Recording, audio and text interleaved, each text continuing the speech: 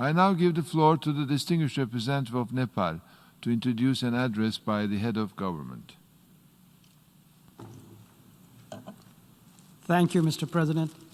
Mr. President, Excellencies, ladies and gentlemen, I have the distinct honor to introduce the pre-recorded statement by the Right Honorable Prime Minister of Nepal, Mr. K.P. Sharma Oli. Thank you, Mr. President.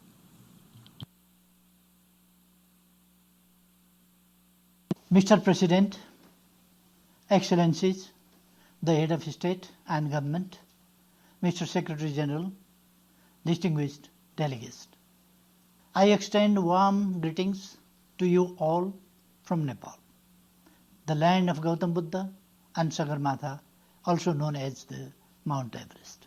I join with other leaders in expressing our profound grief and agony on the loss of lives around the world due to COVID-19, including in my own country. I congratulate you, Mr. President, and other members of the Bureau on your election and assure you of Nepal's full support. The outgoing President deserves our appreciation for successfully steering the 74th session of the Assembly. We commend the Secretary General, Mr. Antonio Guterres, for his tireless efforts to enable the UN deliver at this difficult time. Mr. President, we are passing through an extraordinary time. The COVID-19 pandemic is confronting us as a crisis of epic proportion. Be it the magnitude of public health crisis, impact on livelihoods and societies, or global economic recession, the fallouts of the pandemic have been colossal. We support the efforts of the United Nations, World Health Organization, and the World Bank Group in leading the global response to the pandemic. In particular, we commend the UN Secretary General for launching the comprehensive response to COVID-19. What matters most in the ongoing health crisis is an easy, smooth and affordable access by all to anti-COVID vaccines after they are developed. Sharing of knowledge and experiences and provision of timely supply of medical equipment and medicines. Protecting lives of the people, both from disease and hunger, is the supreme duty of the governments. While we have deployed all our efforts and resources to that end, international solidarity becomes equally important. It is worrisome that the crisis is unfolding against the backdrop of an already uncertain international order. Geopolitical tensions are resurfacing. Peace and stability still remain an unfulfilled aspiration in many parts of the world. Challenges such as arms race, climate change, and disasters impede the prospect of peace and sustainable development. The invisible virus has only made the severity of these maladies visible. This has further aggravated the trade tensions, global inequality, financial uncertainty, and debt crisis. Multilateral cooperation has been an obvious casualty in the face of unilateral tendencies and protectionist policies. The theme of the future we want and the UN we need resonates very well with the present situation. It is unthinkable to talk about degrading the value of multilateralism at a time when its relevancy becomes more pronounced than ever. Larger global good, not the parochial national interest, should underpin multilateralism and the rule-based order. This historic 75th anniversary of the United Nations is a time to muster a stronger political will for an enhanced international cooperation and solidarity and envision a future that is safer, more equitable and just. Only a collaborative, democratic, science-based and coordinated global partnership will help us face the difficult months and years ahead. Mr. President, as we embarked on the decade of action and delivery to implement the Agenda 2030, the current crisis has pushed us to the brink of losing the gains made in achieving the SDGs. The countries like LDCs, LLDCs and SIDs are facing limitation of resources, social protection and requisite health infrastructures. The distress has been further compounded by the halt in tourism, remittances and disruptions on supply chains and trade. Poverty is increasing, mostly in developing countries, for the first time in the last 20 years. The current crisis threatens hard-earned achievements in key areas, pushing our plan to graduate from the LDC status in peril. In order to prevent inequalities from deepening, timely realization of SDGs should be the fulcrum of our actions, compass of our aspiration, and the signpost of our recovery efforts. We must reach to those who are at the bottom. Excellencies, the Secretary General's opening statement rightly highlights the current challenges facing the world and provides a way forward. Nepal is deeply concerned about the worsening humanitarian situations in Libya, Syria and Yemen. Protracted conflicts inflict painful miseries to the innocent civilians. Nepal calls for peaceful resolution of all such conflicts led and won by the people of the respective countries. We would like to see peace and stability in Middle East with a two-state solution for Israel and Palestine, living side by side in peace and security with secure and recognized international borders based on relevant United Nations resolutions. Effective and sustainable peace-building efforts must ensure inclusive national leadership and ownership. As a major troop and police contributing country and a member of the Peace-Building Commission, Nepal has unfailingly responded to the UN's call for deployment without any caveat. With over 6 decades of partnership in UN peace operations, Nepal's commitment to international peace and stability is stronger than ever. We consider the troops and police contributing countries should have greater share of decision-making position both in headquarters and in the field missions. Safety, security and dignity of peacekeepers are vitally important as we increasingly engage in complex multidimensional peace operations. Predictable, adequate and sustained resources are equally fundamental for the success of peace operations. The global community needs to unite against the transnational problems such as terrorism, organized crime, illicit financial flows, human and drug trafficking. Nepal condemns terrorism in all its forms and manifestations, or other activities inflicting pain and suffering to the innocent people. We call for an early conclusion of a comprehensive convention against terrorism. Mr. President, in 2019, the world military expenditure amounted to US $1.9 trillion.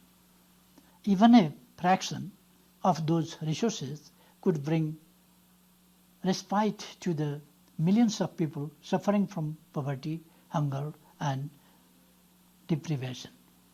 The arms race, weaponization of outer space, and cyber warfare inflict a huge cost on humanity.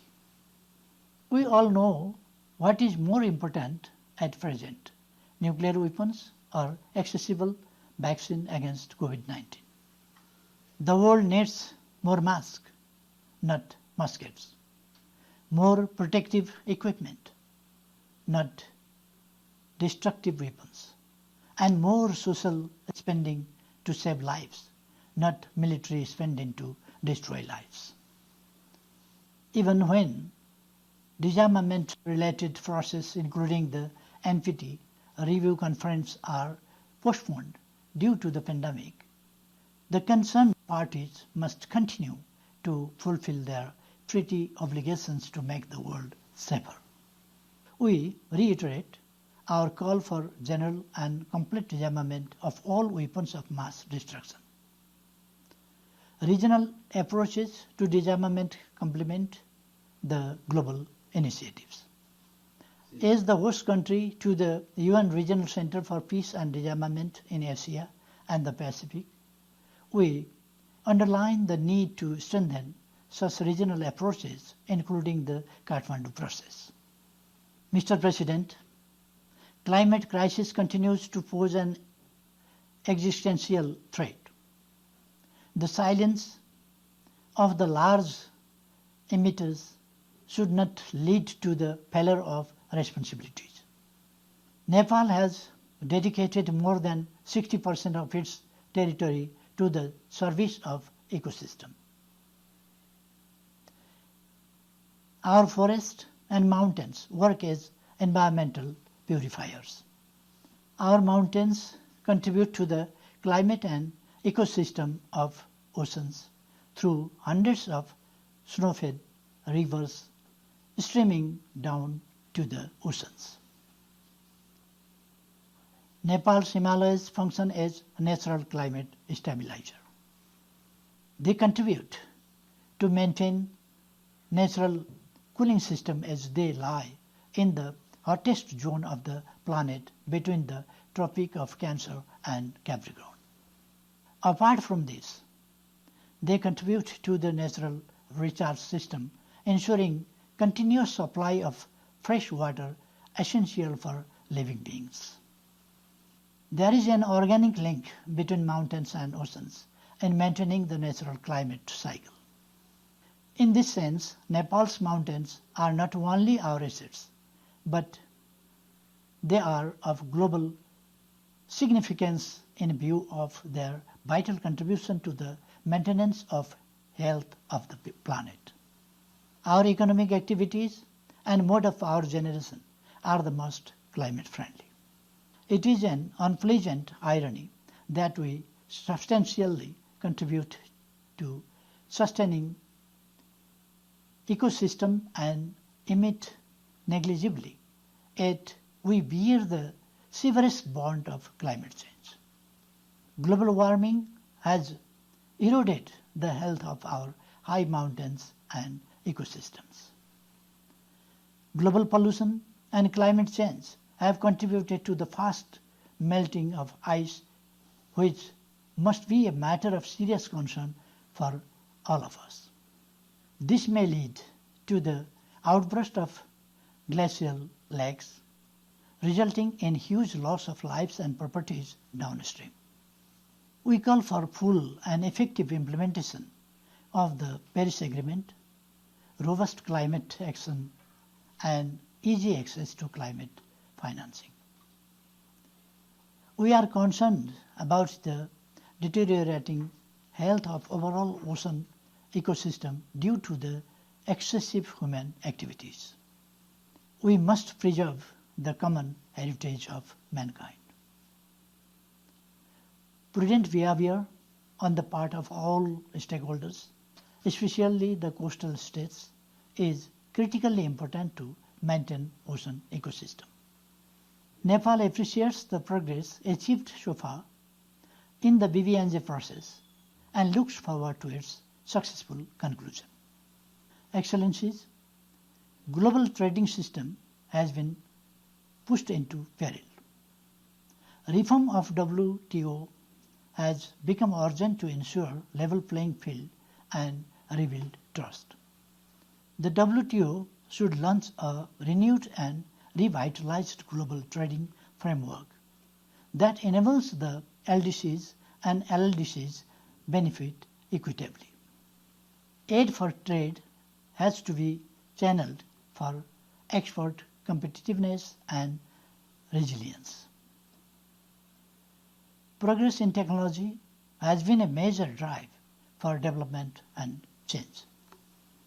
Addressing digital divide and capacity constraints of LDCs is crucial for realizing a fair share of benefits of e-commerce and technology dividend. They must have an easy and affordable access to technology. Mr. President, Nepal's commitment to human rights is total and unwavering. Nepal's democratic constitution guarantees the universally recognized human rights and fundamental freedoms and other principles such as multi-party democratic polity, pluralism, independent judiciary, separation of power, rule of law, proportional representation, periodic elections, and social and economic justice. Nepal does not condone impunity in serious violations of human rights. We are fully committed to concluding the ongoing transitional justice process in line with our commitment. Concerns of the victims will be addressed. The year 2020 also marks the 25th anniversary of the 4th World Conference on Women. While we have made significant strides in ensuring rights and empowerment of women, we are also committed to address the gaps and challenges. Currently, as a member of the Human Rights Council, Nepal continues to contribute constructively to promote human rights with an objective approach in a holistic manner. With a view to contribute further, Nepal has presented its candidature for the re-election to the Human Rights Council for the term of 2021 to 2023. We count on the valuable support of all UN member states to our candidature. Nepal attaches high priority to the safety, security, and well-being of the migrant workers. Providing adequate safeguard from exclusion, xenophobia, and discrimination against migrant workers must be a common agenda of all at this difficult time. Wider ownership and implementation of Global Compact for safe, orderly, and regular migration is essential to make migration work for all. Nepal has hosted thousands of refugees for decades on a humanitarian ground. Refugees' right to return to their homeland in safety and dignity must be honored by all.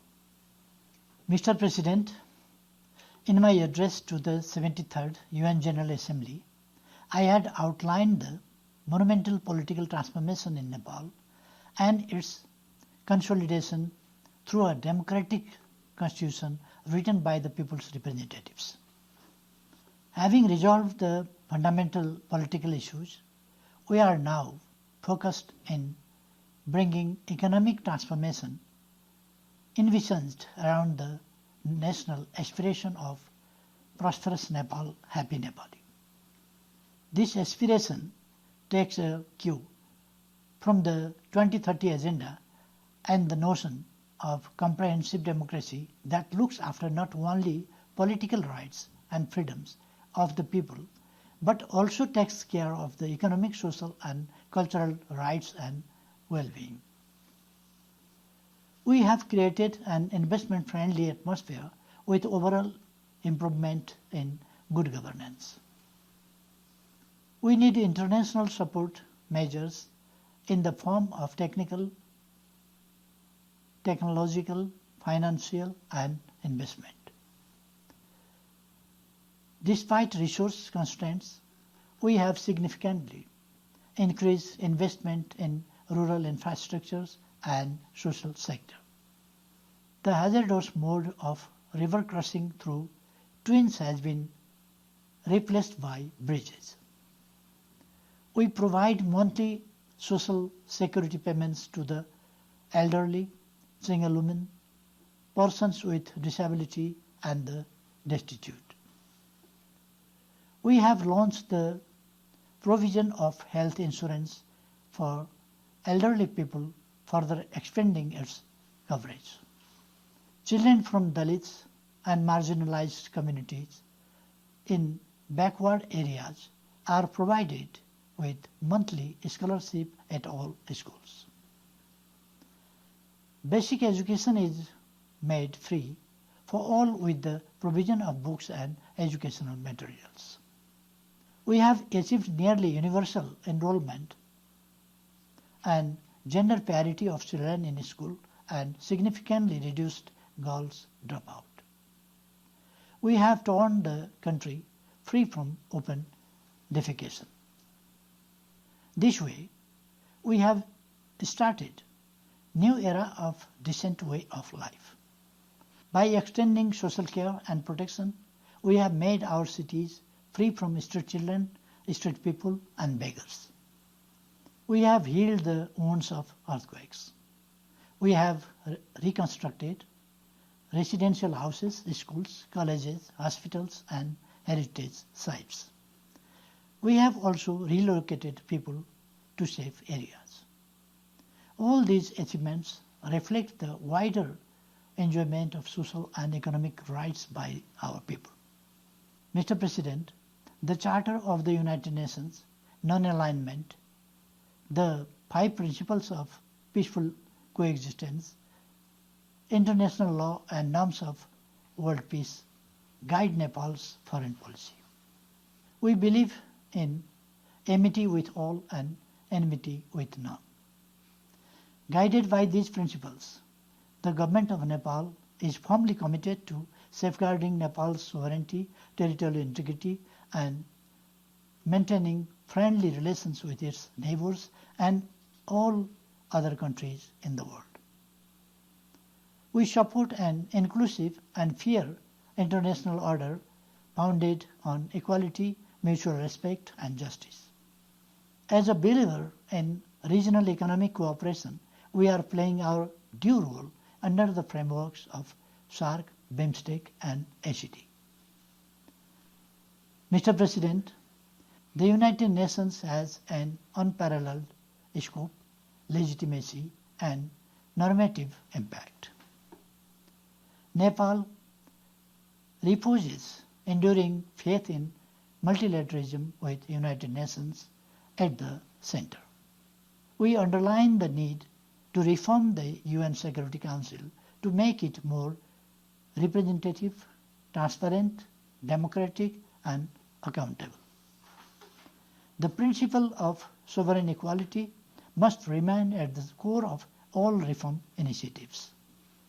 We also underscore the importance of the ongoing process of GA, revitalization and review of peace-building architecture. Reform must aim at making the UN more efficient, effective, and transparent that complement national efforts to bringing positive change in people's lives, thereby ensuring equal dignity of all peoples. We support the reform measures initiated by the Secretary General and expect that the UN would make significant positive impacts on the neediest countries. Compared to the 1945, the founding year of the United Nations, the world has emerged with better knowledge, more advanced technology, and many other advances in different fields. However, challenges of global scale still persist. This provides greater scope and vision for global partnership. Contrary to this, it is unfortunate that we witness in some quarters lesser desire to work under the multilateral framework. We, the member states, must shoulder the responsibility to strengthen the UN and pursue the path of multilateral cooperation. There is no alternative to this. Just as the United Nations was created in the devastation wrought by the Second World War to lead the world on the path of peace, security, and development, why not we think in the same vein a more prosperous and healthy world in the wake of the invisible yet equally powerful enemy of COVID-19. To conclude, Mr. President, the founders of the United Nations choose peace over war, cooperation over collision, development over deprivation, and human dignity over denigration. At this historic 75th anniversary of our organization, let us recommit to uphold those values and work together in a spirit of cooperation and solidarity to lead the humanity to peace and prosperity. Thank you.